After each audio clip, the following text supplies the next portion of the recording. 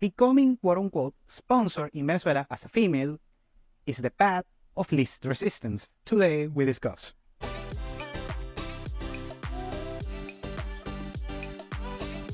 Welcome to Venezuela Insider, the only place in Venezuela for expats, digital nomads, entrepreneurs, investors, travelers, and related internationals. For more information, venezuelainsider.com. So today we are going to talk about, yet again, this is another Sunday dating video in order to relax, after a long week. And we're going to talk about the sponsored females. This is a topic, that is on vogue in Venezuela right now, especially on TikTok. And also, it's a topic du jour. And actually, the Overton window regarding this particular subject has been open in Venezuela. I mean, the Overton window was a little bit cracked up, just a little bit, but right now it's wide open. So I'm going to give it a shot, especially for my fellow Venezuelans. They love this kind of content. Now, first, let's define what's being sponsored. Well, it could be anything. For instance, if you are a trophy wife, you are sponsored. I mean, nothing wrong. Let's say you are a woman that has a low-paying job or a part-time job, and you marry a rich man, successful man, and you just want to be a stay-home mom or just a stay-home wife or just create makeup content or something like that for your friends and family. Okay, very good for you. I'm not criticizing you, by the way. Actually, shout out to you. Same thing if you're a girlfriend of a rich guy. Also, that applies to you. You are quote-unquote sponsored. But here's the thing that I have against these particular women in Venezuela. The issue with not all cases, but most cases, what I see, we have a phrase in Venezuela that is called el gusto y el gasto. The translation will be, you're basically the taste and the expense. So, one thing is the money and one thing is the fun. So basically, there are a lot of cases when a female, is dating a very rich man, usually with a very significant age gap and also a huge wealth gap as well. But at the same time, they have on the side a chat, let's say, like they say on the red pill, a chat, a F-boy, a cute guy, and usually like a gym trainer or something like that, or some Italian descendant that plays soccer, something of that, or a CrossFit body, something like that. They also, mingle. Anyways, also we can talk about the more traditional ones, the escorts, the traditional escorts. There are a lot in Venezuela. We call it prepago. And we also have, and now we have, thanks to OF, the blue page, and all that kind of stuff. Like, there are, cheap copies of OF right now, and seeking arrangement and that kind of stuff. I mean, well, not gonna get too far. Anyway, spicy content creators, actually there are some women that create spicy content that instead of going to the OF, they actually just sell it yourself. They send you DMs. Hey, no, check out this nude. Hey, you want to pay my pack of nudes for $20 or something? Oh, well, thank you. Not thank you. I mean, not my cup of tea, but they're entrepreneurs. They're hustlers. Hustler would be the more accurate answer. Anyway, you have those. You also have the sugar babies, of course. Now let's talk about seeking arrangement. Something I noticed, that's one of the reasons that we have inflation. We have a bunch of reasons that why we have inflation here in Venezuela, not just the regular hyperinflation. We don't have hyperinflation, but we have high inflation. Well, is that we have seeking arrangement, and I'm seeing since the past few years increases of Venezuelan females on seeking arrangement. And it's not because I know this, not because I use that website, because that's not my cup of tea. If that's your thing, you do you, so I don't judge. It's because a couple of clients and prospects have sent me messages saying that they like to start dating with a Venezuelan female that is on seeking arrangement. And I explained that basically that means that she's a sugar baby. And it is what it is, and we have a bunch of sugar babies here in the country. And from what I noticed, I was speaking to one of my boots on the ground guys on these particular issues. You know, a guy is very successful dating, like I said, we always mingle with him. By the way, he's waiting for my call. I'm gonna do it after the video. Well, he's mentioning that he knows a lot of females. This particular friend is younger. He's on his mid-20s. And he tells me that a lot of females that he knows from his age cohort and economic cohort, what they do is, you know, instead of finding a job, they just find a sugar daddy and pays, the particular sugar daddy pays them like a few $100s per month. That's more than a low-end salary, especially for these particular women that they don't have high income skills. So basically, that's her lifestyle. So, well, very good for them. If the sugar daddy and the sugar baby, they get an agreement that provides value for both of them, very good. Nothing against that. And lastly, we have this particular broad, probably the one that I like less. They are on the profession, but they actually are very, how can I say, delusional that they are not in the profession, but they actually are in the profession. Is it particular women that actually they are not escorts or OnlyFans content creators or sugar babies? Well, they kind of are. It's funny.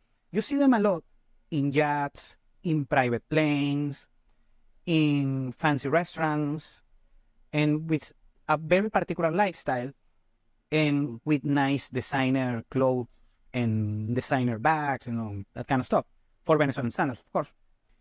And you see them a lot in a lot of trips and a lot of yachts, a very expensive lifestyle that obviously they cannot afford. Usually women on their early to mid-20s, early 20s at tops, and usually is paid by several men that is, they take her out maybe for a day or for a weekend or something like that, and that's how they accumulate a lot of travel and fancy experiences, and in exchange for, basically, you know what. So on my book, that's being a worker as well, or being sponsored. Now, I'm covering this particular video that I did a video recently when I explained the signs of a sponsor Venezuelan female. You can check that out because there I give you the signs. Meanwhile, today I'm going to give you the reasons why these women are sponsored. It's something about economics and culture. I'm not going to get in the boring discussion that I mentioned many times. Gini coefficient, income inequality, and that's why you have this difference. The average Venezuelan makes around $200 per month. And these experiences, Venezuela is a very expensive place for Latin American standards. For instance, today my lunch, just my lunch, costs $12. I'm talking just a crappy lunch. I mean, it's not a fancy place or anything like that. Without a drink, by the way. Anyway, imagine how much it costs going to a nice restaurant in Margarita Island, a nice restaurant in the east side of Caracas, going to Los Roques, going to Canaima, going to a nightclub and the VIP bottle service. That is way cheaper than the US and Miami and Vegas and those places. It costs like $100, something like that. Very good. So the other thing that I have to explain is that I've said this many times, Venezuelans are very aspirational, especially the females, because there is a competition right now in social media, in Instagram and TikTok, in order to push as much status as they can, show as much status to their frenemies, their female frenemies, showing I can do that, and that kind of stuff. But in order to financially compete on this particular talk of power on status and social media for females, is they have to engage on the oldest profession one way or another. Making ends meet in Venezuela is very difficult. Now, this is not an excuse for females in order to do so. Because in Venezuela, if you have a good family cohort, making $200, $300 amongst 3 or 4 people can be done, and you can make ends meet in Venezuela. And afterwards, after you make ends meet in Venezuela, actually the country it's very cool to hang out with. I would say the sweet spot between enjoying the country is between $2,500 and $5,000 per month per household. And but like only like 10% of Venezuelan households can achieve that. Meanwhile, the other 90% are struggling to make ends meet, but it can be done. So many females on this discussion, this Overton window that has been open amongst and a bunch of TikToks going back and forth if being an escort is something that should be done or something that is morally wrong. So also I explained that Venezuela is a conservative society. Many people think because we are socialist and communist, and I explained we don't have social and communist. We have crony capitalism in Venezuela, and also now is showing on the Venezuelan dating market. Now, what we have is that we have a bunch of conservative people pushing against the idea, a lot of conservative women as well, but also we have the more, live and let live females saying, oh, if he wants to be an escort, she wants to be an escort, go for it, girl, something like that.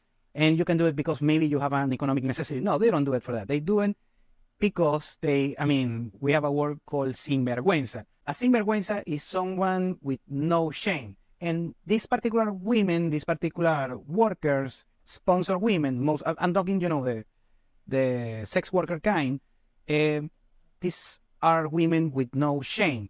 Usually they don't have a father figure. Usually they were not raised on a good home, anything like that. So women that are broken inside. And the only thing that gives them pleasure is showing off status in social media. And the only way to do it, actually, Venezuela, since it's a very difficult country to make ends meet, but it's also a very expensive country. And what ends up happening is these women engage in the oldest profession in order to pay for this no shame activity. Lastly, it also is exacerbated a lot because remember a lot of inequality. I already did the Gini coefficient, so I'm not going to do it today. We have a small number, a rounding error, of men who can actually do that. I'm talking the 0.01% of men that are very wealthy here. I'm not going to discuss how they got wealthy. But usually the people, unlike people in the West, where there are successful entrepreneurs and you have intangibles, going along with the success and the financial success, most Venezuelans that are financially successful, they don't have those skills. So basically, they are idiots or simps. And what they do is they have multiple sugar babies. They pay a premium for those particular workers. And what they do is they set the standard for the Venezuelan dating market. And when these women who are, I'm talking the perceived market of females here regarding dating, is that women think that it's just a rounding error of men that we have with this particular lifestyle. They think all men are like that, and basically they make the Venezuelan dating market more expensive. And that particular process happens and it compounds itself over and over again. Of course, I have to talk about that. We have a very significant cohort of Venezuelan women that are very hardworking. Now, something about Venezuelan, probably most women, but I'm going to talk only about the Venezuelan females, is that they are very capable, most Venezuelan females, of, getting a job, usually a basic job like a store clerk or something like that, or being a secretary, and, going 9 to 5 on a particular working hour, arriving at time, leaving at time of the office, in order to mingle with their co-workers and that kind of stuff. And actually, I met a bunch of women that they prefer to do so in order to stay home because, they like, women are very social and, they like more social engagement compared to men. So very good for them that they want to work and do basic job. Afterwards, Venezuelan females here in Venezuela are not successful making money because, making money in Venezuela is very, very, very, very, very difficult. For most people, that's why we have a huge diaspora, a huge migration. But the Venezuelan women, right from the get-go, if I want a good standard of living, I have to get it with a man. And regardless, I met a bunch of, white-collar female professionals that they want another white-collar female professionals, and very good for them. But usually in the mindset of a Venezuelan female is that if they want to increase their financial status and their social status and their material status, most likely it will be thanks to a meme. Thank you for watching Venezuela Insider. Please like, share, and subscribe. Follow us on social media. If you want to work with us, VenezuelaInsider.com. Thanks again and have a nice day.